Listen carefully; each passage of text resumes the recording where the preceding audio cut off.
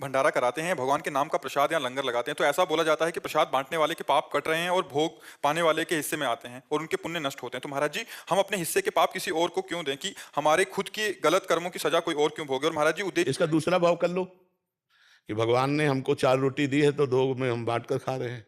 पाप पुण्य काहे को लगा? हमको कोई पाप नष्ट करने की बात है, हम अपने भगवान की आराधना कर रहे हैं। तो दीयम वस्तु गोविंदम तुभ्यमेव समर्पये, हे भगवान आपके द्वारा दी हुई वस्तु आपकी सेवा में लगा रहे हैं। तो वो पाप वाली बातें हटा दो। ये बात सर्वोत्तम है। तो दीयम वस्तु गोविंदम तुभ्यमेव समर्पये, हे गोविंद आपने जो मुझे दिया उसी में से हम कुछ बाँट रहे हैं। कोई पुण्य, हाँ, कोई पुण्य का कोई पाप का झंझट मत रखो, तो ये भगवत सेवा बन जाएगी। महाराज जी, अगर करने वाले का कोई संकल्प ना हो, वो ये भाव रखे कि मैं अपने आराध्य देव को ही विविध रूपों में पवा रहा हूं, तो ये और सामने वाले के किसी भी उस पे तो आएगा नहीं महाराज जी। हाँ, अब सामने वाले को ये ध्यान रखना है कि यदि आप गृहस्थ हो और तीर्थ या धाम आए हो, तो ऐसे मत करो यार, ऐसे मत करो। तुम बाबा जी नहीं हो, तुम गृहस्थ हो। बिहारी जी के मंदिर में मिले, राधा वल्लभ जी के मंदिर में मिले तो ऐसे ले लो, किनका वो भी थोड़ा। ये भर भर के जो बढ़िया खीर और पकौड़ा और समोसा जो खा रहे हो, ये ठीक नहीं है। तुम गृहस्थ हो, तुम अपनी कमाई करते हो, तो धाम आओ तीर्थ आओ, 2 को पवा दो, लेकिन पाने की इच्छा मत रखो। तुम गृहस्थ हो, गृहस्थ आदमी को ऐसे नहीं करना चाहिए। यार तुम्हारे पास मेहनत के कमाए हुए रुपए हैं, कुछ ना हो तो एक दिन उपवास कर लो, दूसरे दिन थोड़ा चना चबेना चबा के पार कर लो, धाम आयो 2-3 दिन। अब दूसरे का दिया हुआ हलवा पकौड़ी रबड़ी रसगुल्ला खाओगे तो तुम्हारा ना तो बुद्धि काम करेगी और ना भजन बनेगा, सुकृत और नष्ट हो जाएंगे।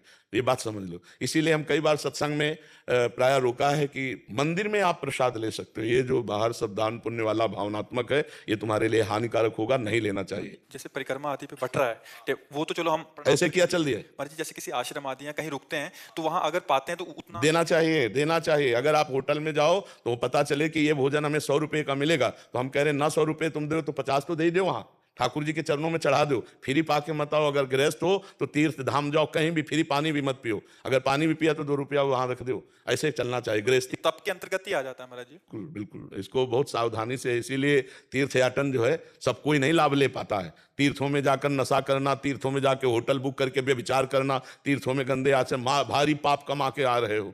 दूसरे का खा लिया कि यार बच गए, 100 रुपया बच गया इनके भंडारे में। 100 तो तुमने 100 तो बहुत कम मेहनत में कमाए, लेकिन पुण्य जो बहुत मेहनत में कमाए वो दे दिए। तुम्हें पता नहीं है कि 100 नहीं हजारों का पुण्य नुकसान हो गया। बहुत सावधानी से तीर्थों में जाए। हम कह रहे हैं भगवान के धामों तीर्थों में जाए तो दूसरों का पाए मत, दूसरों की निंदा मत करे, कोई पाप मत करे। एक दिन भले उपवास करके रह जाए, इसके बाद चला जाए यहां से, यहां रह करके कोई पाप आचरण न करे भगवत धामों में। और गृहस्थी में है तो ऐसे करना बनता ही नहीं। ऐसे वो बांट रहा है, अगर ऐसे किया तो 50 रुपए उसकी जेब में डाल दो, हम मान गए तुम्हारी बात। इसमें फिर दूसरा सिद्धांत ये समझ आ रहा है कि जैसे पाप उसके नष्ट हो रहे हैं, ये ले रहा है, ये एक सिद्धांत हो गया। इसमें ये समझ आ रहा है कि इसका जो तप है, उसका जो पुण्य बना और उसको लाभ जा रहा है, इसके पुण्य नष्ट हो रहे नहीं, इसमें हम गृहस्थ धर्म की एक मर्यादा भी है।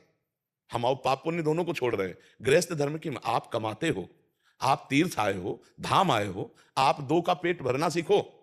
अपने पेट को भरो मत किसी के दान पुण्य की वस्तु से।